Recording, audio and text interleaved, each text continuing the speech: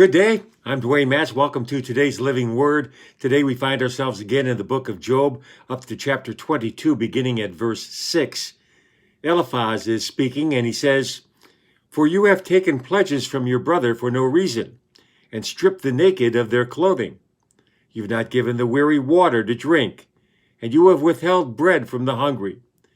But the mighty man possessed the land, and the honorable man dwelt in it. You have sent widows away empty, and the strength of the fatherless was crushed. Therefore, snares are all around you, and sudden fear troubles you, or darkness so that you cannot see, and an abundance of water covers you." That's Job 22, 6 through 11. And Eliphaz continues to level these false charges against Job. Number one, he accuses him of taking advantage of the unfortunate, taking pledges for no reason. Number two, he saw the poor and didn't lift a finger to help them, to clothe them. Number three, he denied refreshment to those who needed it. Number four, he didn't provide bread for the hungry. Number five, he denied aid to the widow who came to him for help. And number six, he left the orphans to fend for themselves. And then finally, on the other hand, number seven, he fawned over the well-to-do and those who had their act together. Well, Eliphaz is correct in saying that these attitudes and actions are not fitting for the children of God. But he wrongly accuses the righteous Job of being guilty of them all. And he uses this supposed guilt of Job to explain all the troubles that have come his way. Now listen, anyone who has read their Bible will have to admit that the cause of the poor is important to God. Let me share just a few of those verses with you today, and let us allow the Holy Spirit to speak to us through these words. Isaiah 58:10.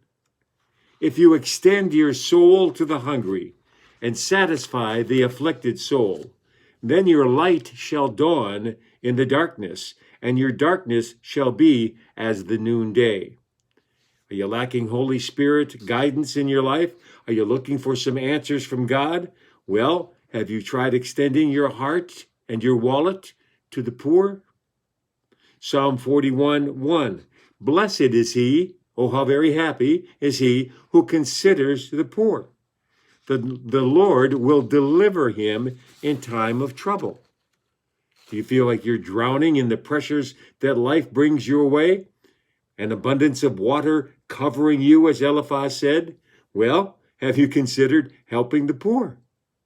Proverbs 22 and 23. "Do not rob the poor because he is poor, nor oppress the afflicted at the gate, for the Lord will plead their cause and plunder the soul of those who plunder them." So if you find yourself gripped by fear, maybe your soul being plundered of its joy, maybe you should consider helping the poor. Jesus reminds us in Matthew 26:11 that we will always have the poor with us. He said, "For you have the poor with you always." But why is that? I mean, God could wipe out poverty with the snap of his fingers. But the poor are with us, and they're with us so we can get a glimpse into the heart and compassion of God. In short, the poor gives us an opportunity to be like Jesus. You think the stock market is fun to play? Listen, giving to the poor is one of the wisest investments you'll ever make this side of heaven.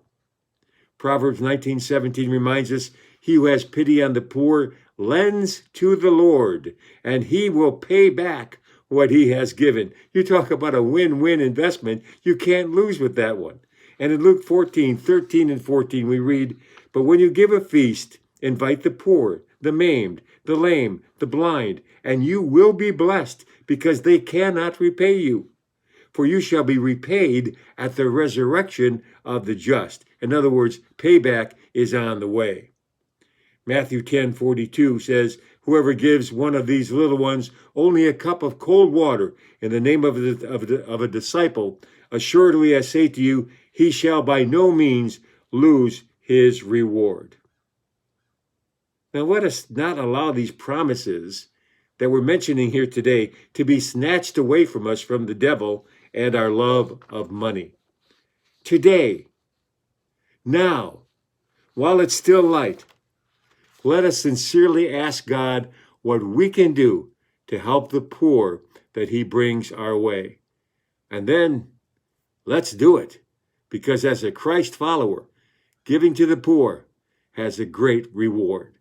I'm Dwayne Matz, and that's today's Living Word.